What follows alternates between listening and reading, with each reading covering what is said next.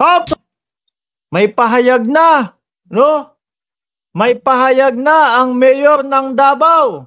Oy, mayor ha, hinahanap ka na nung mga Kojik doon. Hinahanap ka na din ng mga vlogger. Nag-iiyakan na yung mga vloggers nyo doon. No? Nag-iiyakan na yung mga vloggers nyo doon. Oy, baste, ano na? Ganito na, sandamakmak na ang kapulisan dito. Ano pa ang gagawin mo? Bakit wala ka daw ginagawa? Ba't hindi ka daw pumupunta doon? Baste. At kahapon ha, mga kababayan, to the rescue, si Banat Bay. Ano? Kaya po, hindi pwede, hindi makapunta dyan si Baste Duterte sa mga naghahanap kay Baste Duterte, kasi po aarestuhin. Aarestuhin? Bakit? May ginawa na bang labag sa batas si Baste Duterte? Or natatakot talagang humarap kay General Torion? Yun eh.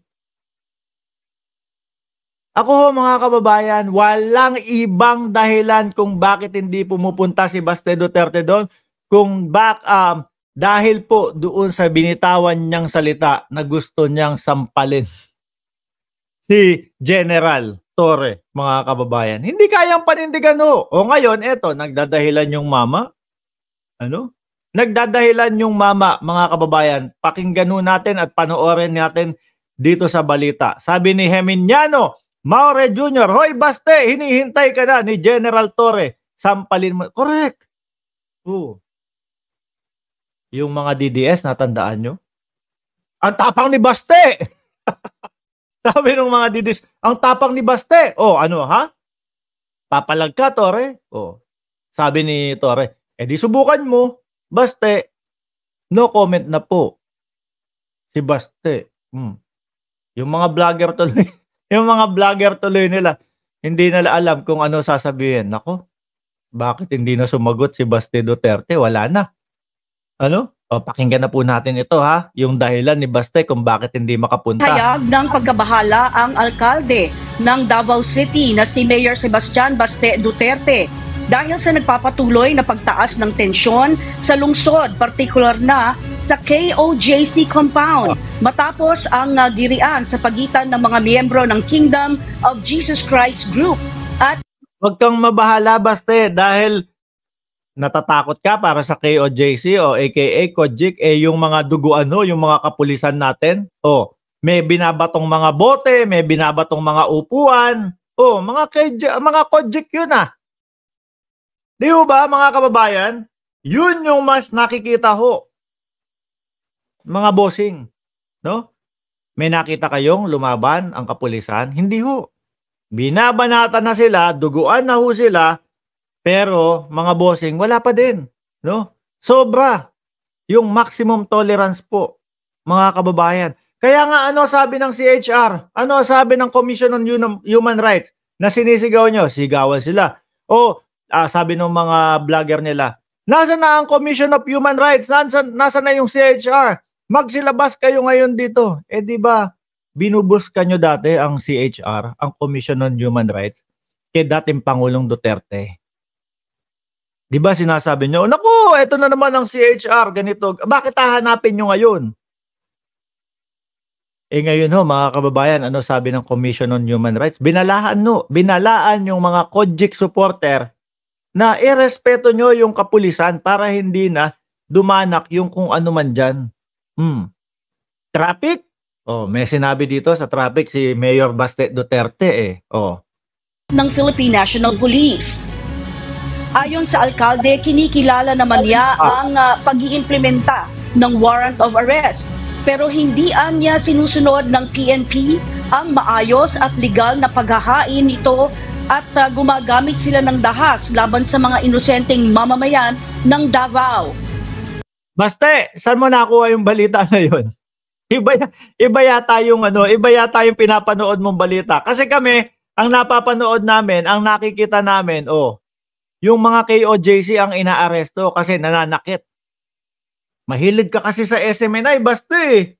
No, kaya tingnan mo, yung mga napapanood mo, gusto nyo pang gawing masama ang kapulisan sa mata ng taong bayan, ha?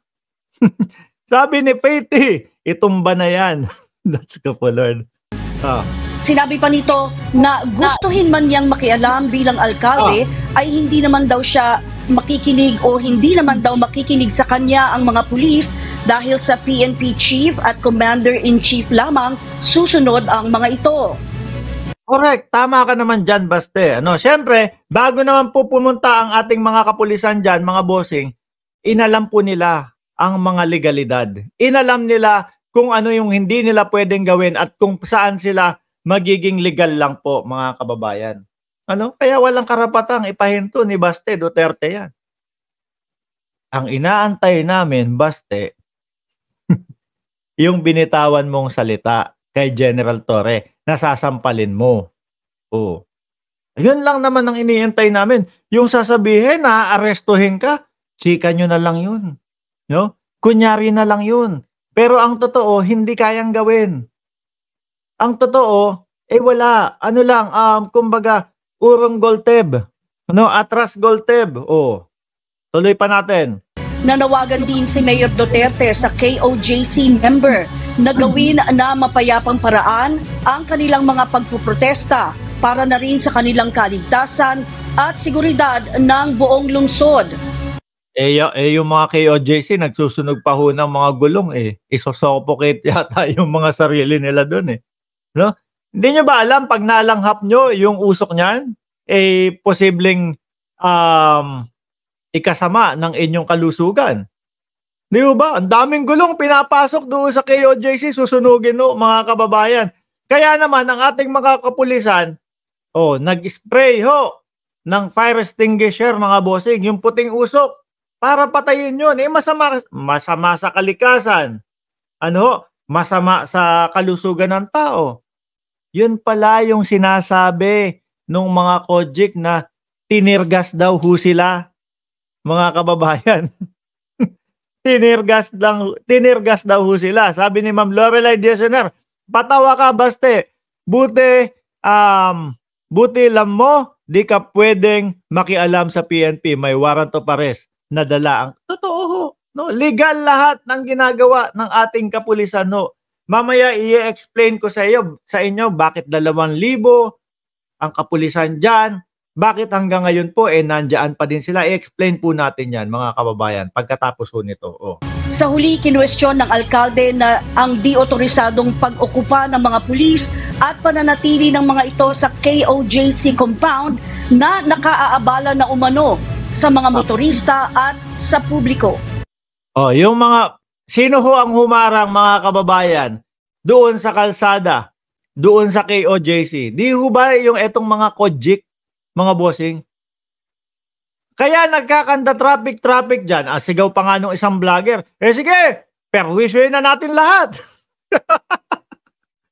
Ikaw, sabi pa nung isang vlogger, Torre, ano ka na? Hindi ka nakatanggap-tanggap sa buong Pilipinas. Sabi ko, wait lang.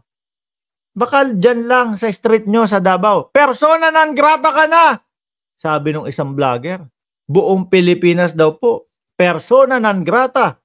Si General Torre. Sabi ko, wait lang. Baka lang dyan sa street ng KOJC.